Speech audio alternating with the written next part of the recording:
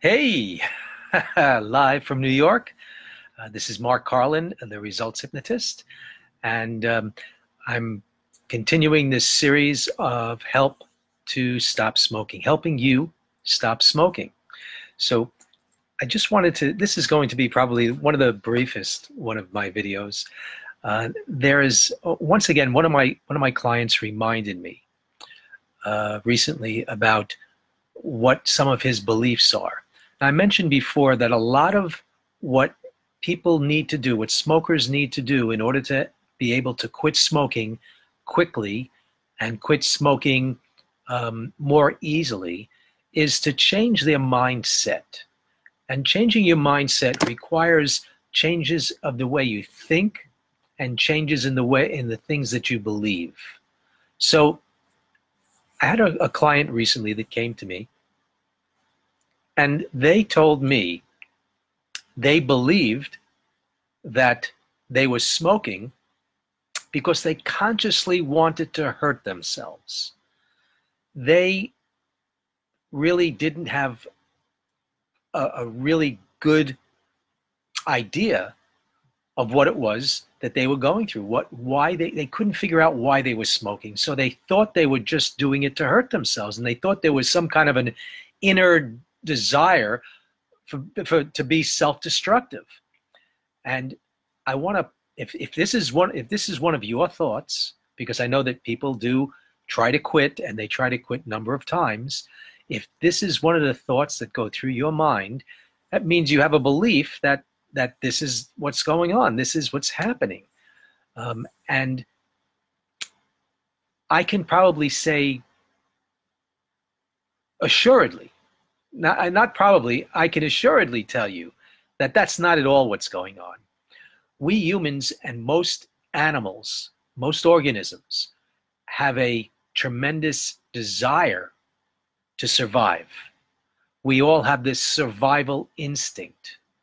In fact, one of the things about survival instincts is that it causes us to do things to keep us alive.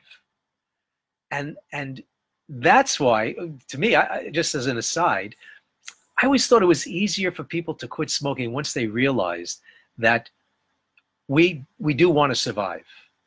And one of the things that we're programmed for from birth, and this is almost every organism, we're all designed to run away from smoke and fire. Smoke and fire. We run, unless you've been trained otherwise, and thank God there are some people that are trained otherwise. We're designed to run away from smoke and fire. That's an initial instinct. Run away. Reminds me of that Monty Python movie, Run Away, Run Away. So that's what we're supposed to do. And we knew that. We learned that at a very young age when we were watching those Disney cartoons with all those animals running out of the forest when it was on fire. I think it was Bambi. That's a very important thing to understand. We're designed to survive. And once, just so that you don't know, my name is Mark Carlin. I'm the Results Hypnotist. I've been in New York City live right now. And we're designed to survive. And to me, that's one of the key ingredients for the quick success that I offer my clients working using hypnotic techniques, the tools of hypnosis. Hypnosis is a quick way to change the way that you think, feel, and believe. Now, you have to have a certain instinctual desire for what it is that you're looking to change, or some other desire to make that change. And because we have an instinct to survive and we have an instinct to run away from smoke and fire, you put those together hypnotically, it's a slam dunk to help you to stop smoking. So, getting back on track here, my client thought that they had this self-destructive desire, and that's not what's going on. Not at all. Later, they revealed to me that there was an emotional component to the reason that they were smoking. The emotional component, in this case, it doesn't matter what the emotion is. In this case, though, it was a very strong emotion. You know, there are certain emotions that are extremely strong, And this one happened to be one of the stronger emotions. And every time they felt this feeling in a very big way, even though they had quit for a certain number of months or weeks or over a year, they would go back to smoking because they had this, they were presented with this emotional charge that they were looking to run away from. Now, the emotional charge meant that they were looking to protect themselves in some way.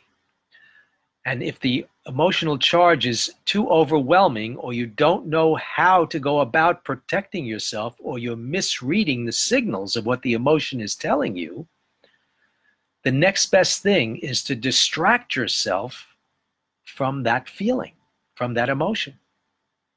And people use many different ways to distract themselves. People drink too much, they eat too much, they shop too much, they smoke too much, they drug out too much. People find lots of ways that they can distract themselves from emotions. And that's what's really going on in this case with this smoker. So I don't want you to think that you're smoking because you're looking to hurt yourself or you want to kill yourself or anything like that. That's all nonsense, at least as far as the smoking aspect is. You're smoking because it's a habit, because it makes you feel better on all levels. Now, if you have a really strong emotional tie to that cigarette, then you're most likely using it as a distracting mechanism. Most people don't have that strong of a tie to that emotion. So what we're really dealing with is just habits. And habits come about in different ways. We have an inner time clock.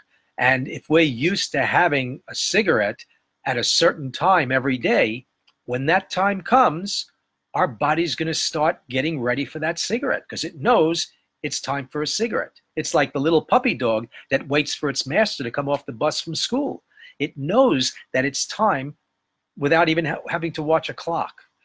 That's us. We don't have to watch a clock. We just know when the time is right and we're going to get that urge or that desire or that thinking of having a cigarette at that point. Sometimes it's just an association where you have a cup of coffee and have a cigarette. You finish a meal, you have a cigarette. Those are just associations. Those are how we create habits. So habits are created through associations. They're created through just these connections, these things that we do on a regular basis.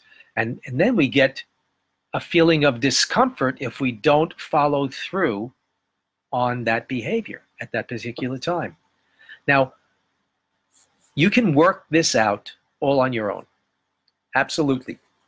The CDC has reported that I think since 2002, there are more